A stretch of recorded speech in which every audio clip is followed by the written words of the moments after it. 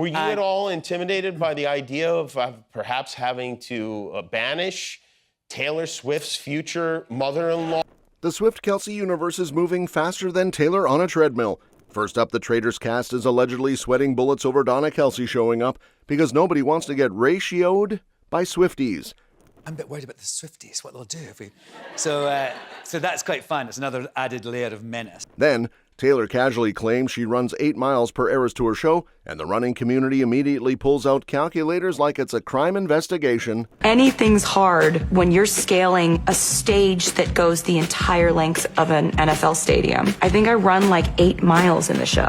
And speaking of wins, she kicks off 2026 leading the iHeartRadio Music Awards with 9 nominations. Meanwhile, Travis catches heat as his old praise of Rashee Rice resurfaces amid serious allegations. Finally, insiders say Taylor and Travis might pop up at the Australian Open next. Picture this. You're on the Traitors, a show where smiling at someone today usually means plotting their downfall by dinner, and then Donna Kelce walks in. Yes, mom of Travis and Jason Kelce, America's favorite football sons and basically Taylor Swift's future mother-in-law in the eyes of the internet. Suddenly, the game isn't just about catching traitors, it's about surviving the potential digital apocalypse of Swifties. Season 4 drops on Peacock on January 8th, and insiders say the celebrity cast has been spiraling ever since Donna entered the castle. Not because she's scary, she's reportedly the sweetest person in the building, but because voting her out feels like trying to cancel Christmas in front of 300 million people.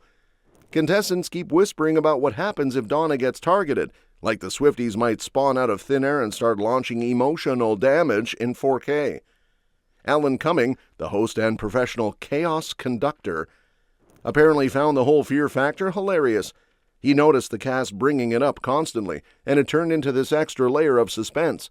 Not just who's the traitor, but who's brave enough to even suggest Donna should go. Because that's basically the entertainment version of stepping on a Lego barefoot. The thing is, a lot of the... I wasn't, but the contestants, the players, talk about it quite a lot. So that's quite fun. It's another added layer of menace.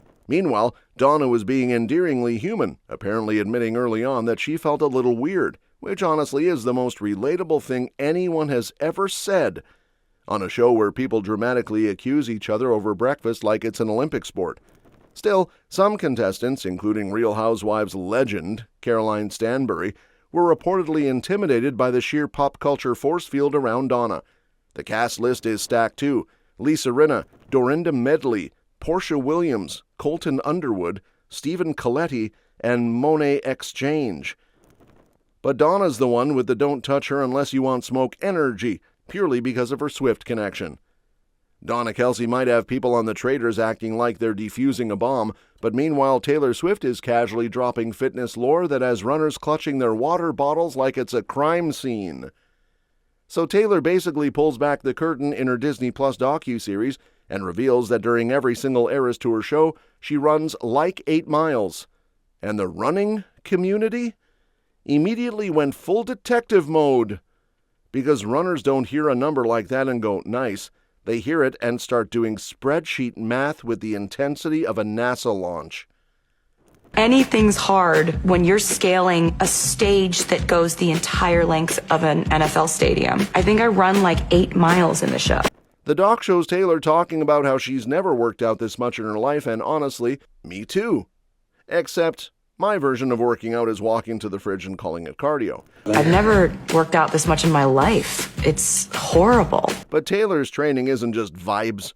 Behind-the-scenes clips show her strength training, rocking hokas like she's about to PR a 10K, and then headline a stadium right after. Multitasking queen behavior. Thursday morning, go there, do a full run-through in the stadium, which I'm really excited about, with costumes. Now here's where the chaos gets fun. A bunch of running nerds start calculating whether 8 miles per show is even physically realistic. One outlet basically pointed out that if her stage is the length of a football field, 120 yards, she'd have to run end-to-end around 118 times during the concert to hit 8 miles. That's like doing a full sprint every 3 minutes for over 3 hours, which sounds less like a concert and more like a Navy SEAL obstacle course with costume changes. And don't get it twisted. Taylor definitely moves. Anyone who's seen clips knows she's dancing, strutting, fast walking like she's late to a tea party, and occasionally doing that light jog that says, "I'm performing, but also I want you to know I'm athletic." But the more realistic estimate is somewhere around 5 or 6 miles, which is still absolutely unhinged, when you remember she's doing it while singing and serving face. Like I get winded answering the phone. And somehow Taylor Swift still has enough oxygen left to collect 9 shiny new iHeartRadio Music Awards nominations, like it's just another Tuesday errand between rehearsals and world domination. Yep, only a few days into 2026, and she's already in full main character mode again, leading the pack with the most nods at the 2026 iHeartRadio Music Awards. 9 total, because apparently the woman collects nominations the way the rest of us collect unopened emails. The nomination list dropped Thursday thanks to iHeartMedia and Fox Entertainment, and it basically screams, "Taylor is still everywhere. Hope you packed snacks." Her 9 nominations cover the big girl categories, like Artist of the Year and Song of the Year, plus Pop Artist and Pop Song. You know, the ones where your aunt suddenly becomes a music critic. But it doesn't stop there. She's also stacked up fan-voted categories, which is basically handing Swifties the keys to a tank and saying drive carefully. And we all know Swifties don't drive carefully, they drive with purpose. Now she's not totally alone at the top. Bad Bunny, Sabrina Carpenter, and Alex Warren are right behind her with 8 nominations each, which is honestly impressive, but also kind of feels like showing up to a race where Taylor already sprinted the first 3 laps and waved at the crowd. Still, it's a fun mix of established chart monsters and newer names who had big moments in 2025, so the vibes are giving. Everyone's invited, even if Taylor's hosting. At the center of her nominations is her massive 2025 era, with her single The Fate of Ophelia showing up like the undefeated champ in multiple song categories. It became a cultural staple thanks to chart dominance and viral moments, which is polite wording for, "You could not escape this song even if you moved into a lighthouse." But now Travis Kelce is dealing with a totally different kind of viral moment, the kind that makes your old quotes pop back up like an unwanted on-this-day memory from 2012.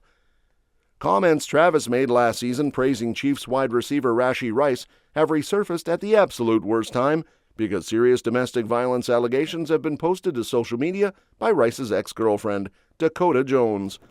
Jones shared a long statement and 14 photos on Instagram showing bruises and cuts on her body, damage inside her home, and torn clothing. She reportedly didn't name Rice outright, but sources say the post strongly appeared to be aimed at him, and the internet did what it does best, connected the dots at the speed of Wi-Fi. The Chiefs responded later that night with a short statement saying they're aware of the allegations and are in communication with the NFL, but they had nothing more to add. Which translation, we see the storm, we're not stepping outside.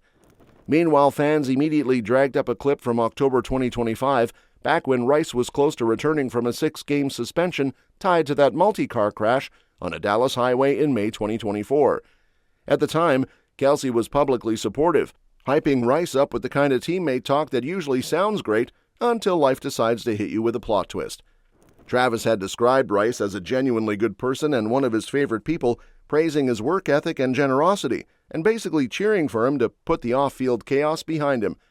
That support wasn't just words either. It reportedly showed up on the field too, when Chiefs players warmed up in free 4 shirts before their Week 2 loss to the Eagles, nodding to Rice's jersey number. Now that earlier legal situation is back in the conversation too. In July 2025, Rice was sentenced to 30 days in jail and 5 years of probation after pleading guilty to 2 third-degree felony charges connected to the 2024 crash, and he was ordered to pay $115,482 in restitution for victims' medical expenses. And now, in a totally different lane of celebrity chaos, Taylor and Travis might be swapping NFL stress for tennis glam if a certain Aussie invite actually turns into a real-life cameo. Insiders say Tennis Australia is basically shooting their shot like it's a rom-com, officially inviting Taylor and Travis to pull up to the Australian Open in Melbourne. And honestly, can you blame them? The couple is basically a walking headline, and the timing looks perfect because Kelsey's season is already done after the Chiefs' disappointing run. The man finally has a free weekend that isn't filled with football, ice baths, and emotionally processing game tape. Australia's tennis bosses reached out ahead of the tournament kicking off January 18th at Melbourne Park.